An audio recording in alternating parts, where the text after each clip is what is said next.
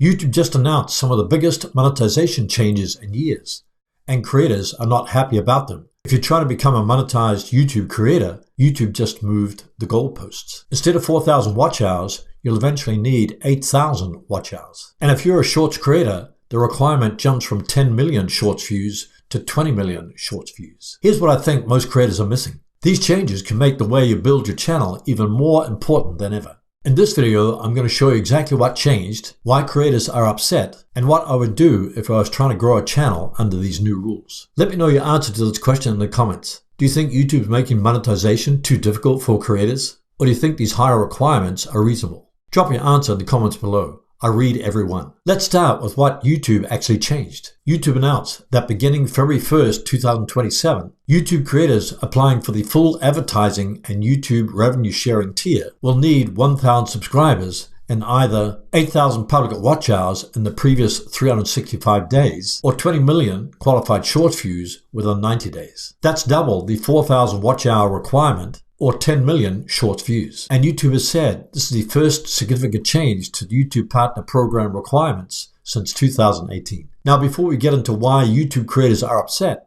there's an important distinction you need to understand. If you're already in a YouTube Partner Program, this doesn't mean that YouTube has taken away your monetization. The higher threshold is primarily about new creators trying to qualify for the full ad revenue tier after the change takes effect. So why is everybody talking about this?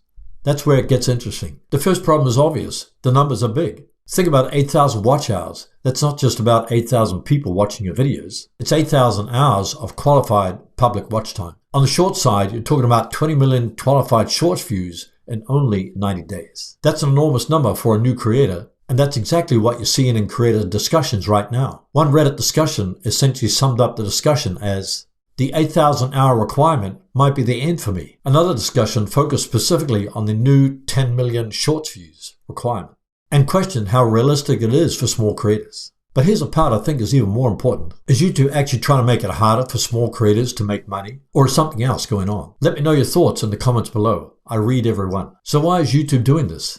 YouTube says the YouTube Partner Program has grown enormously since the last update. There are now more than 3 million creators in the YouTube Partner Program. And YouTube says these changes are designed to better reward active creators and encourage more sustainable creator businesses. YouTube is also expanding other ways for creators to earn money. This includes fan funding, shopping, brand partnerships, and premium-related opportunities. So YouTube's argument isn't we want fewer creators making money. It's more like we want creators who demonstrate sustained audience engagement before receiving full advertising revenue benefits. Honestly, I can understand the logic, but there's still a problem because there's one group of creators who could get squeezed particularly hard by these changes. And it isn't necessarily the creators you think.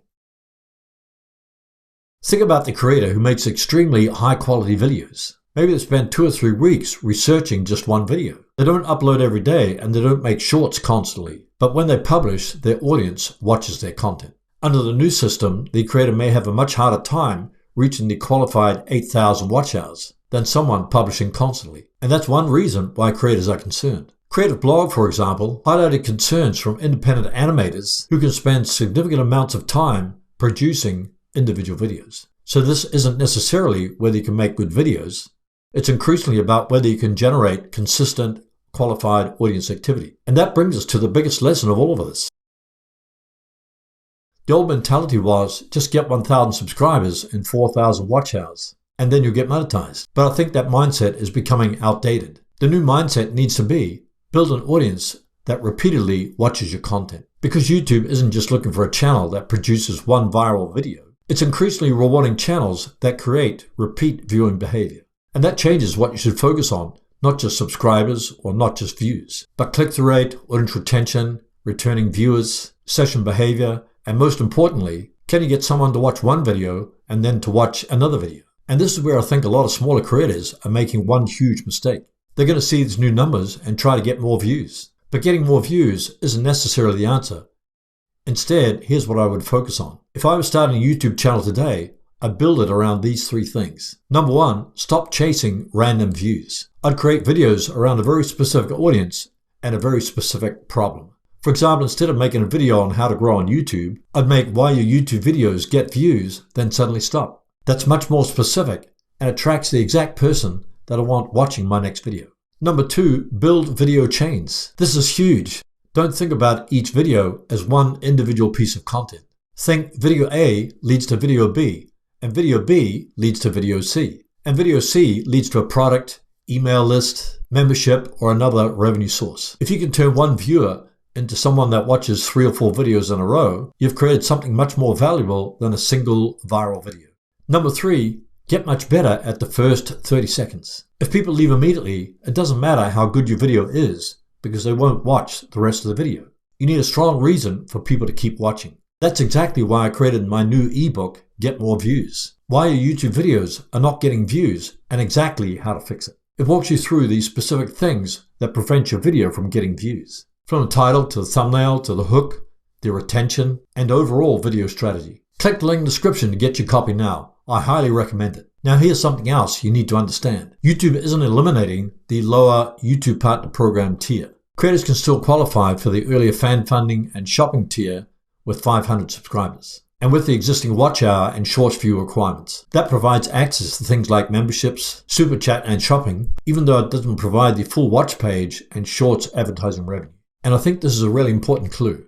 YouTube is basically saying, don't rely on advertising revenue. Instead, build multiple revenue streams. And honestly, that's probably good advice regardless of what YouTube does. If your entire business depends on AdSense, you don't really have a business. So here's my prediction. These things are going to make YouTube strategy more important than ever. Creators who simply upload videos and hope YouTube recommends them are going to struggle. But creators who understand packaging, hooks, retention, returning viewers, and build a relationship with their audience will have a much better chance. Here's one more thing I would do. I would stop treating YouTube as the business. Instead, I would treat YouTube as a traffic source for the business. Your YouTube videos bring the people in, then you build an email list, sell them digital products, offer memberships, create courses, work with sponsors, and build multiple income streams. That way, if YouTube changes the rules again, you're not starting over. So here's my challenge to you. Don't spend the next few months worrying whether YouTube's requirements are actually fair. Use them as a wake-up call and ask yourself, if YouTube doubled the monetization requirements tomorrow, would my current strategy still work? If the answer is no, it's time to change the strategy. If you want help to actually get more people to click and watch your videos, check out my new ebook, Get More Views on YouTube.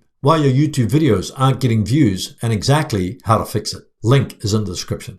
If you want to know why most YouTubers never make their first $100 and how to fix it, watch this video on the screen right now. I'll show you why most creators get stuck, the 3 biggest monetization mistakes they make, and how to turn your YouTube channel into a trust-building machine that generates income. Watch this related video titled, Stop Relying on AdSense, Build a $1,000 per month channel instead. I'll show you exactly how to generate $1,000 per month from your channel using monetization strategies that don't depend on ad revenue.